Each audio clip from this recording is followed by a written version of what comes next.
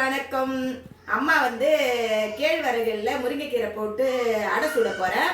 வாங்க பிள்ளைங்களா, பார்க்குறீங்களா? வாங்க. உங்களுக்கு தேவையான கேழ்வரகு மாவு எடுத்துக்கோங்க.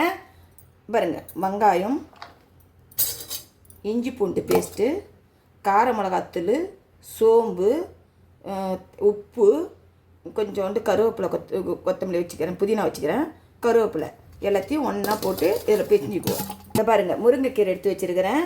கேழ்வரகை விட மாவை விட வெங்காயமும் கீரையும் ஒரு சிட்டிக்கை கூட இருக்கணும். இதை பாருங்கள், வெறியும் வானில் வச்சு முருங்கைக்கீரை போட்டு சும்மா ஒரு வதக்குவோம். கட்டி கட்டியாக இருக்குது பாருங்கள், அதை உதுத்துக்குங்க. இதை பாருங்கள், இந்த மாதிரி தள்ளுன்னு பிரிஞ்சு வச்சுக்கோங்க. இப்போ இந்த தட்டுறேன் மட்டும் பாருங்கள். இதை பாருங்கள், தோசைக்கல்லில் போட்டு சூடு ஏறிடுது.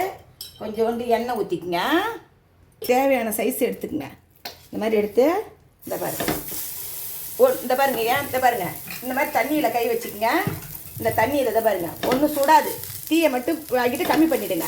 உங்களுக்கு மெலிசாக எவ்வளோ இது வேணுமே தட்டி வெட்டித்தான் நம்ம இது மேலே கொஞ்சோண்டு ஊற்றிடுவோம். இப்போ கொஞ்சம் அதிகமாக்கிக்குவோம். தோசை பதத்துக்கு இந்த பாருங்கள் வெந்துட்டா இந்த பக்கம் வேக வைக்கணும். சத்தான கேழ்வரகு அடை ரெடியாக வச்சு பாருங்கள்.